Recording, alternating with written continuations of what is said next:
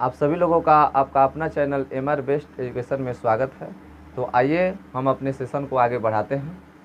पिछले वाले वीडियो में हम लोग यानी पिछले क्लास में हम लोग क्या देखे थे, बहुपद के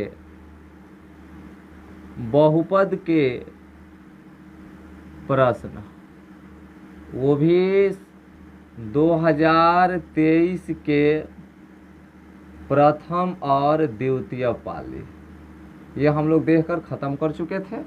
आज हम चलते हैं 2022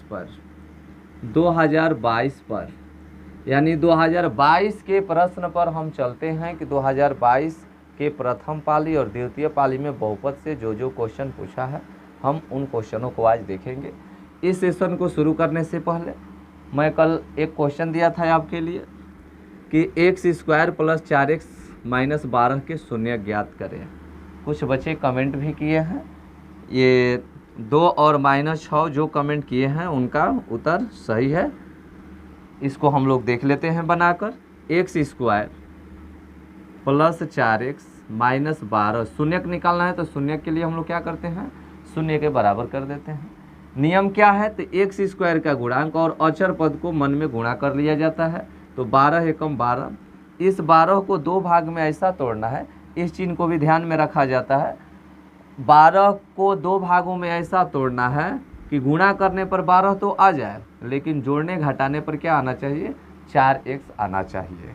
तो अगर गुणा करेंगे हम लोग तो चरतियाँ ही 12 भी होता है, 4 में 3 से गुणा करेंगे तो भी 12 होता है, 12 एकम भी 12 होता है, और एक 6 दूना का भी 12 होता है। इस चीज़ को ध्यान देना है। 4 3 तो होगा नहीं, क्यों, गुणा करने पर 12 तो आ जाएगा, लेकिन जोड़ने घटाने पर 4x आना चाहिए। तो ये जोड़ेंगे तो 7 आ जाएगा, घटाएंगे तो 1 आ जाएगा, तो ये होगा नहीं, ये भी नहीं होगा। देखिए 6 2 4 का रिलेशन किस में बनेगा, 6 2 या 2 6 में बनेगा, इसी में ना बनेगा, तो ये हमारा टूटेगा, प्लस में लाना है। तो x² + 6x में से 2 x घटा दीजिए, आ जाएगा 6x में से 2x घटा दीजिएगा तो हमारा आ जाएगा 4x। ठीक है, अब देखिए -12 जस का तस, गुणा करने पर 6 दूना का 12 आ जाएगा कि नहीं आ जाएगा, और ये -12 = 0। इस तरह से हम लोग निकालते हैं। अब इस दो को का जोड़ा लगा देते हैं, तो इन दोनों में क्या देख रहे हैं, x कॉमन है तो ये x + 6 हो जाएगा। इन दोनों में माइनस कॉमन है और 2 कॉमन है तो ये x + 6 दूना का 12 = 0। तो ये x + 6, आप फिर क्या देख रहे हैं, x - 2, इसका मतलब क्या, या तो इतना बराबर 0 और नहीं तो इतना बराबर 0। तो इससे निकालेंगे तो x का मान आपका -6 आ जाएगा, और इससे निकालेंगे तो हमारा क्या आ जाएगा, 2, यानी -6 और 2, यानी जो बहुत सारे बच्चे कमेंट किए हैं ये ऑप्शन सी, तो उनका सही है। इसी तरह से आप लोग मेहनत करते रहिए, ज़रूर आप अच्छा करेंगे इन साल मैट्रिक के एग्ज़ाम में, और हम आपके एकदम साथ हैं। चलिए अब हम लोग चलते हैं 2022 पर। तो पहला क्वेश्चन है आपका, किसी बहुपद की घात होती है, किसी बहुपद की घात होती है। पहला क्वेश्चन ऑप्शन में दिया है भिन्न संख्या, गलत कह रहा है ना जी, बी कह रहा है ऋण पूर्णांक, ऋण पूर्णांक नहीं होता है, धन पूर्णांक होता है, ये भी गलत है। सी है पूर्ण संख्या, पूर्ण संख्या, हाँ ये सही है आपका, इनमें से कोई नहीं, ये पूर्ण संख्या, यानी बहुपद वह बीजीय व्यंजक है जिसमें चरों का घात क्या होता है, पूर्ण संख्या होता है, और ऋणात्मक पूर्णांक कहा जाता है। और ऋणात्मक पूर्णांक 3x + 2, 5x² + 2x + 5, कभी भी नहीं देखेंगे x² -2 और +2, ये कभी भी आपका बहुपद नहीं हो सकता है, और ना ही x² 1/2 + 2, ये भी आपका बहुपद नहीं है। जब भी बहुपद होगा क्या होगा, उस चरों का घात क्या होना चाहिए, किसी भी बहुपद की घात होगी तो वो पूर्ण संख्या ही होगी, एकदम पूर्ण संख्या, आधा अधूरा संख्या नहीं। तो चलिए इसका ऑप्शन क्या हो जाएगा, सी हो जाएगा। दूसरा क्वेश्चन है आपका कि बहुपद दिया है, बहुपद ax² plus bx plus c a बराबर नहीं है 0 ना, आलेख होता है। हाँ, ये अगर पूछता है इसका द्विघात बहुपद का आलेख क्या होता है तो याद रखना है परवलयाकार होता है, परवलय या परवलयाकार होता है। इसका ग्राफ क्या होता है, परवलयाकार होता है। आगे है आपका कि किसी द्विघात बहुपद के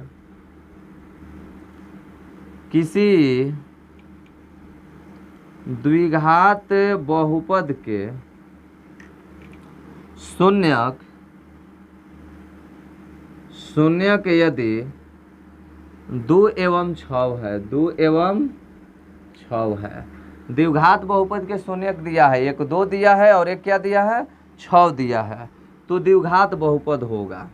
तो द्विघात बहुपद निकालना है आपको, तो द्विघात बहुपद होगा, द्विघात बहुपद होगा, द्विघात बहुपद होगा। तो शून्यक दिया है तो मान लेते हैं चूंकि अल्फा का मान आपका दिया है 2 और बीटा का मान आपका दिया है 6, शून्यक द्विघात बहुपद के 2 शून्यक अल्फा और बीटा। तो द्विघात बहुपद निकालना है आपको, तो द्विघात बहुपद निकालने के लिए शून्यकों का योग सूत्र हम बताए हैं, इसी पर बहुत क्वेश्चन बना है इसीलिए हम इस पर बता रहे हैं। तो शून्यकों का योग तो 2 + 6 क्या हो जाएगा, 8 हो जाएगा, और शून्यकों का गुणनफल तो अल्फा इंटू बीटा क्या हो जाएगा, तो 2 × 6 यानी 12 हो जाएगा। इसका ऑप्शन आप लोग देख लेंगे, क्या दिया है ऑप्शन, x² दिया है प्लस 12x प्लस 8, बी दिया है, दिखाई दे रहा है ना, बी दिया है आपका x² - 12x प्लस 8, सी दिया है x² प्लस 4x प्लस 12, ठीक है ना। तो ये आपका सी हो गया, और इधर दिखाई नहीं दे रहा है, यहाँ पर डी लिख देते हैं। ये 3 गो ऑप्शन है। डी दिया है आपका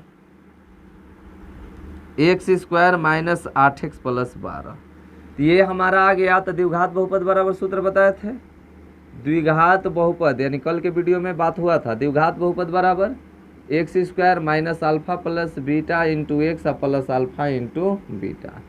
x² minus alpha plus beta क्या है तो 8 है, x plus alpha into beta क्या है तो 12 है, x² - 8x प्लस 12। देखिए ऑप्शन नंबर डी ही है, यही छूट रहा था, x² - 8x प्लस 12, ये आपका आंसर हो जाएगा।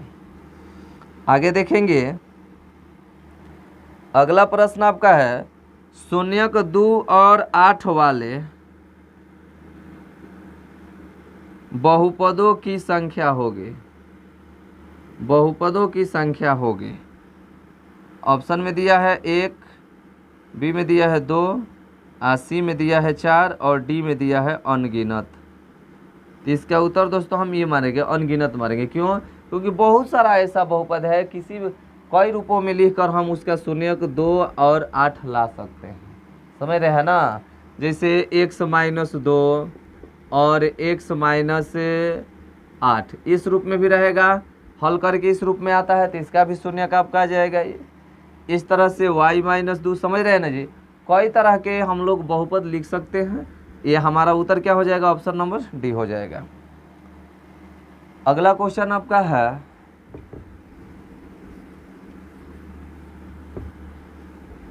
अगला क्वेश्चन आपका है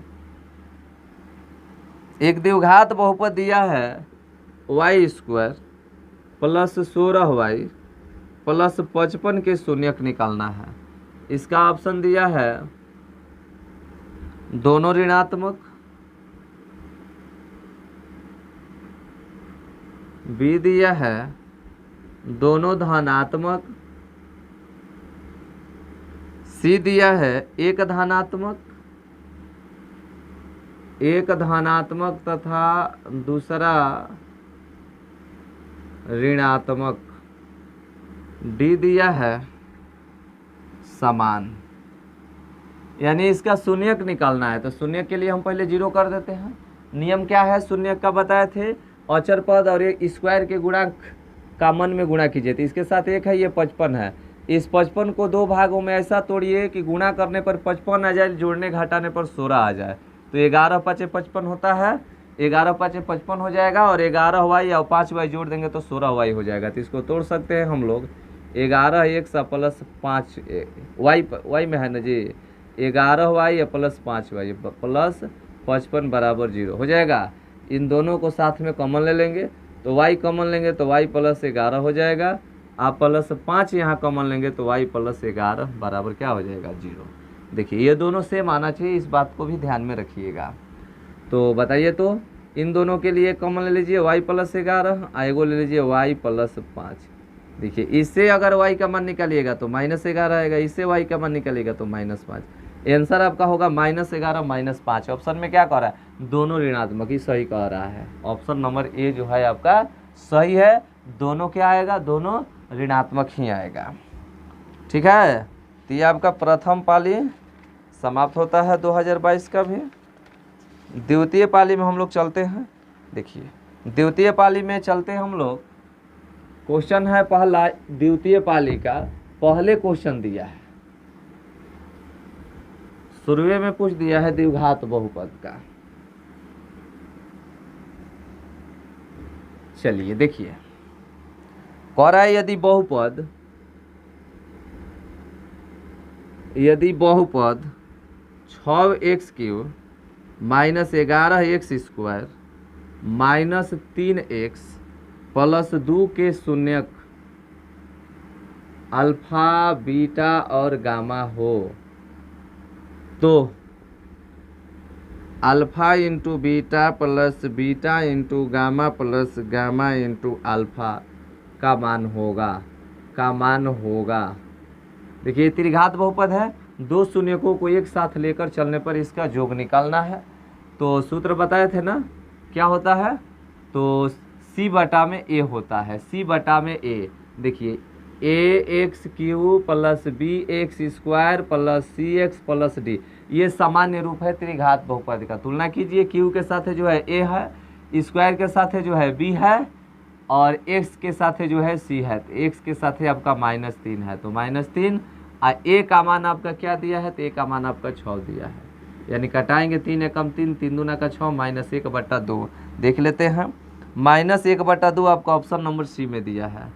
ए में दिया है आपका 6/11, बी में दिया है आपका -11/6, सी में दिया है -1/2, और डी में दिया है 1/3। तो ऑप्शन नंबर आपका क्या हो जाएगा, ऑप्शन नंबर आपका सी हो जाएगा। अगला क्वेश्चन आपका है यदि बहुपद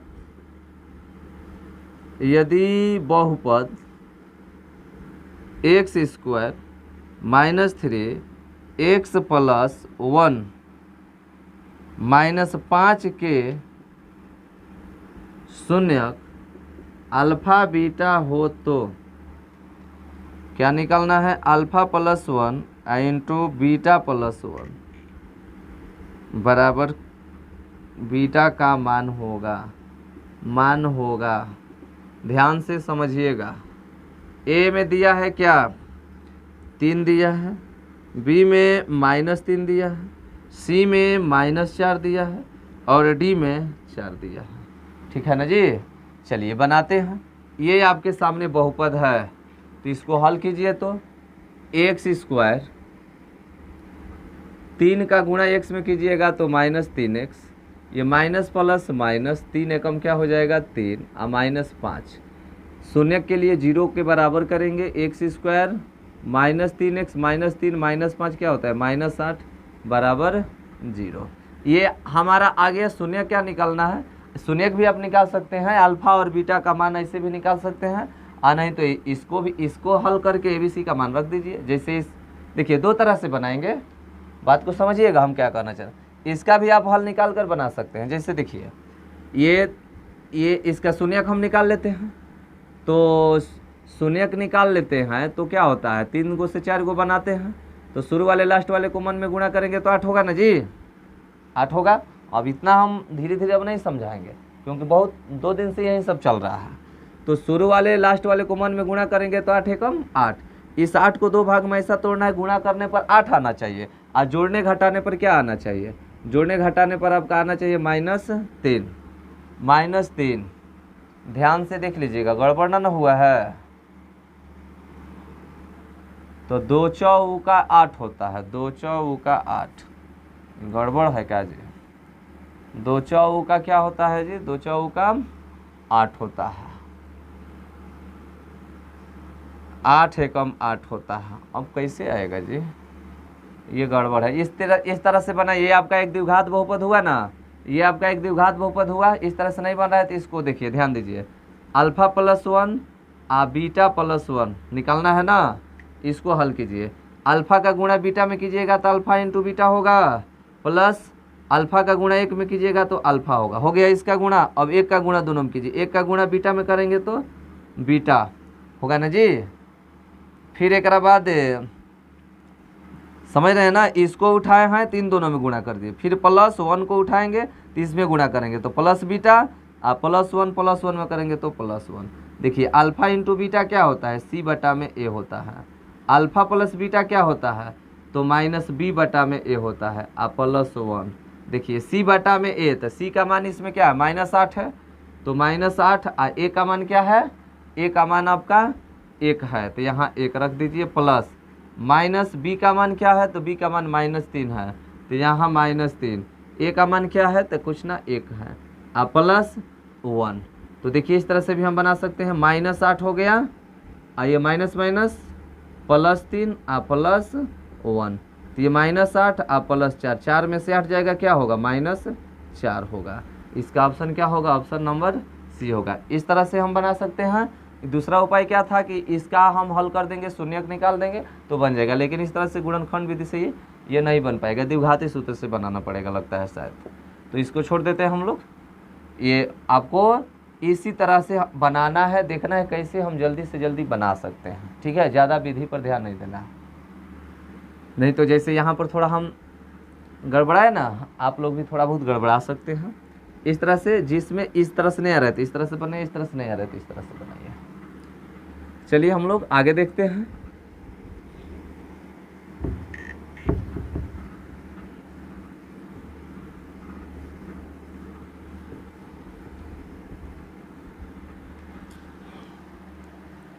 आगे आपका है,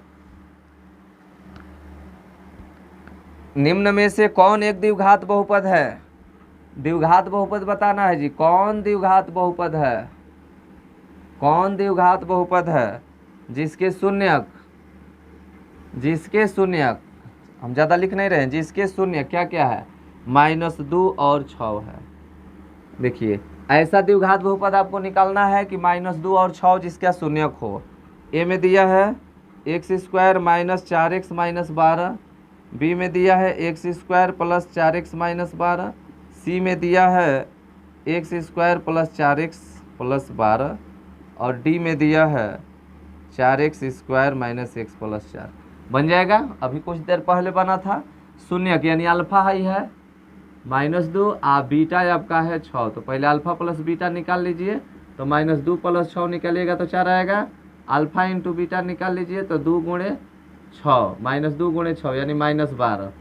तो -12 सूत्र पर बैठा दीजिए, x² minus alpha plus beta into x, alpha into beta. तो x² अल्फा प्लस बीटा का मान क्या आया है आपका?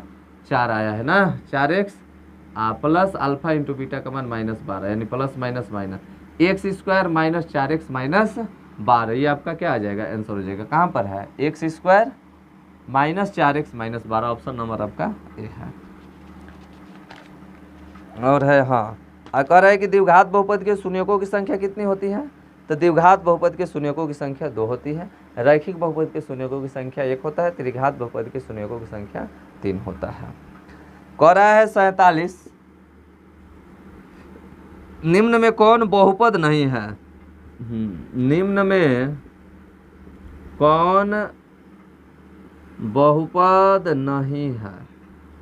ए दिया है 2/3x + 1, बी दिया है 2 - x² + 3x, सी दिया है 1/x - 1, और डी दिया है x⁻3।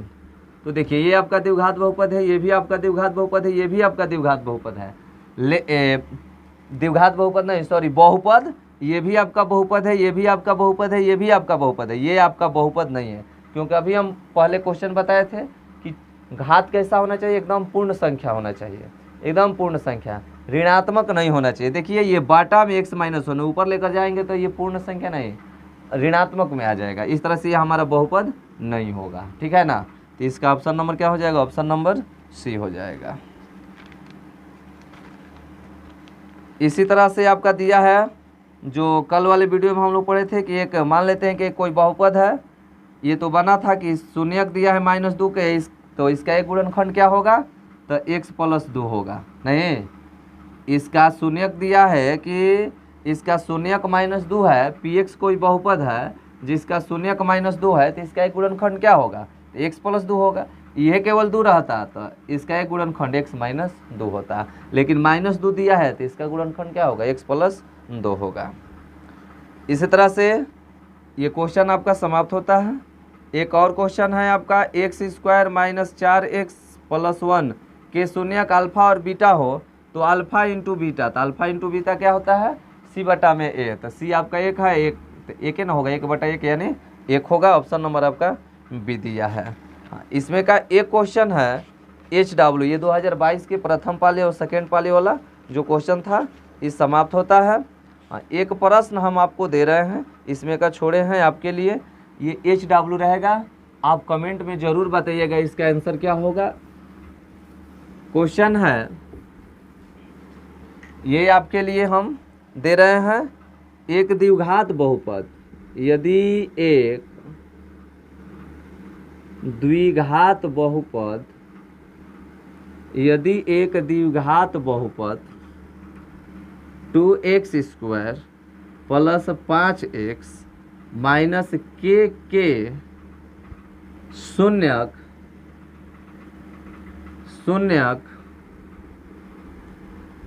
एक दूसरे के व्युत्क्रम हो तो k का मान होगा, तो k का मान होगा। a दिया है 2, b दिया है -2, c दिया है 1/2 और d दिया है -1/2। जरूर बताइएगा कमेंट में इसका उत्तर क्या होगा। अगले दिन हम इस प्रश्न को देखकर अब 2021 में प्रवेश करेंगे। ठीक है, धन्यवाद।